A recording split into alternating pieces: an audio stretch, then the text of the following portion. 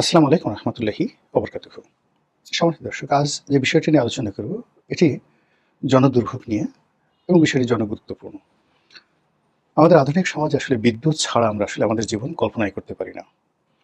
আমাদের ঘর, বাড়ি, মিল, কারখানা, অফিস, আদালত, দোকানপাট থেকে শুরু করে এমনকি আমাদের যে চলাচল, এটিও বিদ্যুতের উপর নির্ভর করে। আপনারা জানেন যে ঢাকা শহরে প্রচুর ব্যাটারি চালিত রিক্সা রয়েছে, প্রচুর ব্যাটারি চালিত গাড়ি রয়েছে, বিদ্যুৎ চালিত গাড়ি রয়েছে।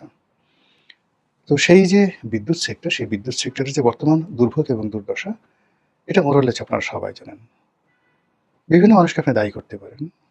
কিন্তু যেভাবে লোড ম্যানেজমেন্ট করা হচ্ছে, আর এই লোড ম্যানেজমেন্টের কারণে টেকনাফ থেকে তেঁতুলিয়া পর্যন্ত প্রত্যন্ত অঞ্চলের মানুষের জীবনে যে দুর্ভোগ দুর্দশা দেখা দিচ্ছে, তার উপরে আবার মরার পর খাড়াগা হিসেবে ভৌতিক বিল আসছে। আমি নিজে এর দ্বারা ক্ষতিগ্রস্ত এবং সমাজের আরো অনেক সেলিব্রিটি, আপনি ধরুন মিজানুর রহমান আজহারি সাহেবের মতো মানুষ কতটা অসহায় হলে সে বলতে পারে যে এই মাসে আমার বিদ্যুৎ বিল এত বেশি আসছে, আউট অফ ইমাজিনেশন। এরপর অন্যান্য যারা বিখ্যাত সাংবাদিক আছেন, তারপর মিডিয়া ব্যক্তিত্ব আছেন, তারা প্রায় সবাই এই বিদ্যুতের বিল নিয়ে আর্তচিৎকার করছেন। ফেসবুক খুললে, সামাজিক মাধ্যম খুললে অসংখ্য ভুয়া বিদ্যুৎ বিলের যে কাগজ, সেটা সামনে চলে আসে। দেখা গেল যে একজন মানুষ গত মাসে সে বিল দিয়েছে ২,০০০ টাকা বা ২১০০ টাকা, এই মাসে তার বিল চলে এসছে ১১,০০০ টাকা। কেউ হয়তো গত মাসে ৯,০০০ টাকা বিল দিয়েছে, এই মাসে বিল চলে আসছে ৩৩,০০০ টাকা। এরকম একটা দুটো নয়, হাজার হাজার নয়, লাখ লাখ মানুষ প্রতারিত হচ্ছে, দুর্ভোগ দুর্দশার শিকার হচ্ছে এবং এই বিষয়গুলো সমাধানের জন্য তারা বিদ্যুৎ অফিসে যাচ্ছে। যাদের লোকজন আছে, কানেকশন আছে, তারা হয়তো খুব সহজে এগুলো সমাধান করে আসতে পারছে। যারা পারছে না, তারা দুর্ভোগ দুর্দশায় পড়ে নিজেদের যে সুখ স্বাচ্ছন্দ্য হারাম হয়ে গেছে রীতিমতো। অনেকে হাজারি করছে, অনেকে ধৈর্যচ্যুতি ঘটে বিদ্যুৎ অফিসে গিয়ে মারামারি পর্যন্ত করছে। এর বাইরে যে ঘটনাগুলো ঘটছে সেটা হলো এই প্রিপেইড মিটার যেখানে আছে, সেখানে মারাত্মক কতগুলো সমস্যা দেখা দিয়েছে।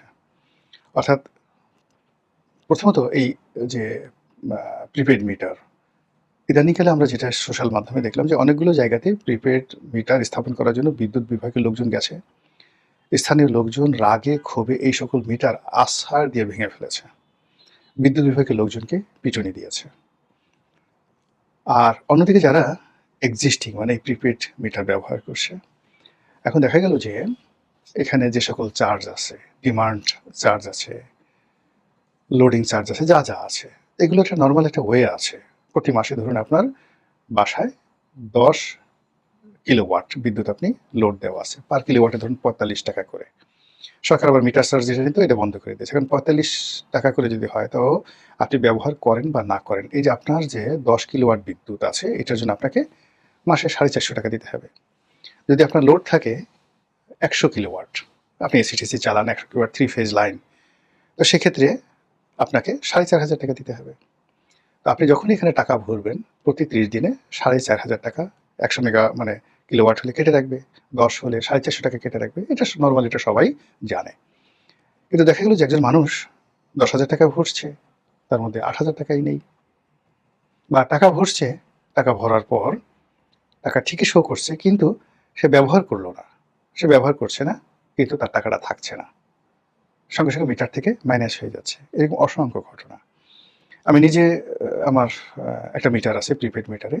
আমি টাকা জমা দিতে গেলাম, প্রথমে বিকাশ থেকে জমা দিলাম, ৮-১০ হাজার টাকা জমা দিলাম।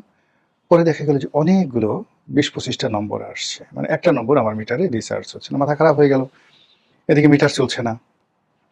তখন ডিজিএম সাহেবকে টেলিফোন করলাম। ডিজিএম সাহেবকে টেলিফোন করার পর যেটা জানলাম যে ওই নতুন সিস্টেম আপডেট করার কারণে কাজ করছে না। পরে উনি দয়া করে একজন লোক বাসায় পাঠিয়ে দিলেন।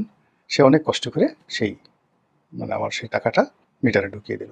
এখন এটা ধরুন আমার একটা ব্যক্তিগত সম্পর্ক আছে, টেলিফোন করলে মানুষ রেসপন্ড করছে, এজন্য আমি এই সুযোগটা পাচ্ছি। কিন্তু অন্যরা তো এই সুযোগটা পাচ্ছে না, তারা কিন্তু ধৈর্য হারিয়ে ফেলছে। মানুষের সবচেয়ে বেশি খারাপ লাগছে কয়েকটা কারণে। প্রথমত কারণ হলো যে এই একই সঙ্গে ৩-৪টা সমস্যা দেখা দিয়েছে। এলপিজি সিলিন্ডার, এলপিজি সিলিন্ডারের দাম বাড়ছে। তারপরে ওই যে সিএনজি যে ফিলিং স্টেশনগুলো, সেখানে গ্যাস নেই। এবং একই সঙ্গে বিদ্যুৎ বিভ্রাট। মানে গ্রামের একটা বেশিরভাগ অংশে সেখানে লোডশেডিং হচ্ছে। আচ্ছা, যখন আপনার লোডশেডিং হবে সেটা প্রিপেড মিটার হোক বা পোস্টপেড মিটার হোক, আপনি যতটুকু ইউজ করবেন ততটুকু অনুযায়ী তো আপনি বিল দিবেন। কিন্তু দেখা গেল যে মাসের মধ্যে আপনার মোর দ্যান 20 ডেজ আপনি যদি হিসাব করেন আপনার বিদ্যুৎ ছিল না, 10 দিন বিদ্যুৎ ছিল। কিন্তু যে মাসে মাত্র আপনি 10 দিন ব্যবহার করলেন, এর আগে যখন আপনি 30 দিন ব্যবহার করেছেন, 30 দিন ব্যবহার করার পরে ধরুন আপনার বিল আসছে ২,০০০ টাকা। আর আপনি ব্যবহার করেছেন 10 দিন, মানে 20 দিনই আপনার লোডশেডিং চলেছে, কিন্তু বিল এসে গেল ৯,০০০ টাকা। ঠিক ওই সময়টাতে একজন যিনি ভোক্তা বা বাড়ির মালিক বা যিনি এক মিটারের মালিক, ভুক্তভোগী, আপনি তার এবং তার পরিবারের উপর কি মানসিক প্রেশারটা পড়ে এই বিদ্যুতের কারণে। এবং এই জিনিসগুলো হয় কি একই সঙ্গে অনেকগুলো সমস্যা মানে কম্প্যাক্ট হয়ে গেছে, মিশে গেছে। যেমন ধরুন, যদি মানুষের অর্থনৈতিক অবস্থা ভালো থাকতো, ব্যবসা বাণিজ্য চলতো, টাকা আসছে, বিদেশ থেকে টাকা আসছে, আয় রোজগার হচ্ছে, মাসে ২ লাখ টাকা ইনকাম করছি, বিদ্যুৎ বিভাগ যদি ৫,০০০ টাকা বেশি নেয় ওটা গায়ে লাগে না। এখন আমার আয় নেই, রোজগার নেই, ব্যবসা বন্ধ, যারা ভাড়া থাকছি ভাড়া দিতে পারছি না, যারা বাড়িওয়ালা তারা ভাড়া পাচ্ছেন না, যারা দোকানদার দোকানে বেচা বিক্রি নেই, স্টাফদের বেতন দিতে পারছেন না, সব মিলিয়ে যখন অর্থনৈতিক অবস্থা ত্রাহি ত্রাহি, ঠিক সেই সময়টাতে দুপুর হয়ে গেছে, বিদ্যুৎ নেই, দুপুরে খাবেন, আপনার গ্যাস নেই, চুলায় গ্যাস নেই, বাজারে যাবেন পকেটে টাকা নেই, রাস্তায় নামবেন সিকিউরিটি নেই, মারামারি হচ্ছে, রাস্তা বন্ধ, আসার সময় ছিনতাইকারীর কবলে পড়ে গেলেন। এভাবে এই যে জনপদ, এই জনপদ যেভাবে মানুষের জন্য দুর্বিষহ হয়ে পড়ছে, যেখানে মানুষের জীবনকে অনিশ্চিত করে দিচ্ছে, যেখানে প্রতিটি পরিবারে রীতিমতো হাহাকার, হা পিত্তের শুরু হয়েছে। এই হা পিত্তের সঙ্গে এই বিদ্যুতের বিভ্রাট, সিএনজি এলএনজির মূল্যবৃদ্ধি, তার সঙ্গে সঙ্গে সেগুলো পাওয়া যাচ্ছে না, কর্মসংস্থান নেই, আইন শৃঙ্খলার অবনতি, আর কোনো রাজনৈতিক যে গোল, সেই গোল নেই। প্রতিদিনই দুঃসংবাদ বিভিন্ন সেক্টর থেকে আসছে। এর ফলে কি হলো না, যে যার জায়গা থেকে মানুষ ভেঙে পড়ছে, ভিতর থেকে স্বপ্রণোদিত হয়ে একটা কাজ করবে দেশের জন্য, নিজের জন্য, সরকারের জন্য, এরকম উদ্দীপনা তৈরি হচ্ছে না। সরকারকে ট্যাক্স দিবে, নিজের পরিবারকে ভরণ পোষণ করবে, এটা না হয়ে একটা ফ্রাস্ট্রেশন, যেটাকে বলা হয় ন্যাশনাল ফ্রাস্ট্রেশন, জাতীয় হতাশা, এটা ছড়িয়ে পড়েছে সব ক্ষেত্রে। মানুষ ধৈর্য হারা হয়ে পড়েছে। হযরত আলী রাদিয়াল্লাহু তাআলা আনহুর একটা বিখ্যাত কথা আছে। তিনি বলেছেন যে একটা রাষ্ট্র বা একটা দেশ, একটা জাতি রসাতলে গেছে কখন বুঝবে যে এই রাষ্ট্রটি, দেশটি রসাতলে গেছে? তার প্রথম হলো যে দরিদ্র যারা মানুষ তারা ধৈর্য হারা হয়ে গেছে। আপনারা জানেন যে দরিদ্রদেরকে আল্লাহ একটা অসম্ভব নিয়ামত দান করেন। তারা আলহামদুলিল্লাহ আলা কুল্লি হাল, সর্বাবস্থায় বলে যে আমি ভালো আছি। পেটে ক্ষুধা, জিজ্ঞেস করলে একগাল হাসি দিয়ে বলবে আল্লাহ ভালো রাখছে আলহামদুলিল্লাহ।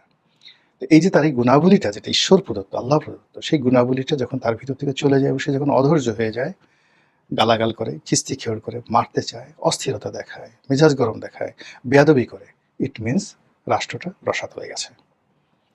দ্বিতীয় যে বক্তব্য হযরত আলী রাদিয়াল্লাহু তাআলা আনহুর, সেটি হলো ধনীরা কৃপণ হয়ে যায়। আমাদের ধনীরা এখন কি পরিমাণ কৃপণ হচ্ছে দেখেন, আপনি এখন কোনো ধনী খুঁজে পাবেন না। এই অল্প সময়ের মধ্যে, গত ৬ মাসের মধ্যে গিয়ে দেখেন, আমাদের এই দেশের যারা টাকা পাচারকারী, তারা টাকা পাচার করে সুইস ব্যাংক ভরে ফেলেছে। সরকারের রেকর্ড অনুযায়ী যে পরিমাণ নতুন কোটিপতি এই গত ২ বছরে যুক্ত হয়েছে কিংবা গত ৬ মাসে যুক্ত হয়েছে, তা অতীতের সকল রেকর্ডকে ব্রেক করে ফেলেছে। এবং এই টাকা তারা দেশের মিল করছে না, কারখানা করছে না, ইন্ডাস্ট্রি করছে না, সরকারকে ট্যাক্স দিচ্ছে না। শুধুমাত্র আলিবাবা ৪০ চোরের মতো তারা টাকা উপার্জন করছে, কালেকশন করছে, ছিনতাই করছে, রাহাজানি করছে, ডাকাতি করছে, এবং সেই টাকাগুলো আবার নিজেদের নিরাপদ ভোগ দখলের জন্য দেশের বাইরে পাচার করে দিচ্ছে। ফলে আমরা রীতিমতো ফোকলা হয়ে যাচ্ছি। আর সেই ফোকলা হওয়ার মধ্যে যখন এরকম বিদ্যুৎ নিয়ে সমস্যা হয়, বিদ্যুতের বিল নিয়ে সমস্যা হয়, তখন আর মানুষ এই ব্যাপারে ধৈর্য রাখতে পারছে না। মানুষ নিজেকে স্থির করতে পারছে না। ফলে বিদ্যুতের বিল নিয়ে, প্রিপেড মিটার নিয়ে, বিদ্যুৎ বিভ্রাট নিয়ে সারা বাংলাদেশে একটার পর একটা ঘটনা ঘটে যাচ্ছে। এবং তারই প্রেক্ষিতে বিদ্যুৎ বিভাগ থেকে একটা প্রথমে সতর্ক জারি করা হলো, যারা এই ধরনের বিদ্যুতের বিল নিয়ে উল্টো-পাল্টা কথাবার্তা বলবে, তাদের বিরুদ্ধে আইনি ব্যবস্থা নেওয়া হবে। আবার পরে দেখা গেল নিজেরা সেই জিনিসটা থেকে ফিরে এসে সেটা তারা উইথড্র করল। আমি মনে করি এই সমস্যাটা খুব দ্রুত সমাধান করা উচিত, কোনো রকম বাছবিচার না করে। এটা আমাদের জীবনের একটা বিরাট অনুষঙ্গ। এই অনুষঙ্গটি যেন কোনো অবস্থাতেই বুমেরাং না হয়ে যায়। মহান আল্লাহ আমাদের সবাইকে হেদায়েত দান করুন এবং হেফাজত করুন। আসসালামু আলাইকুম ওয়া রাহমাতুল্লাহি ওয়া বারাকাতুহু।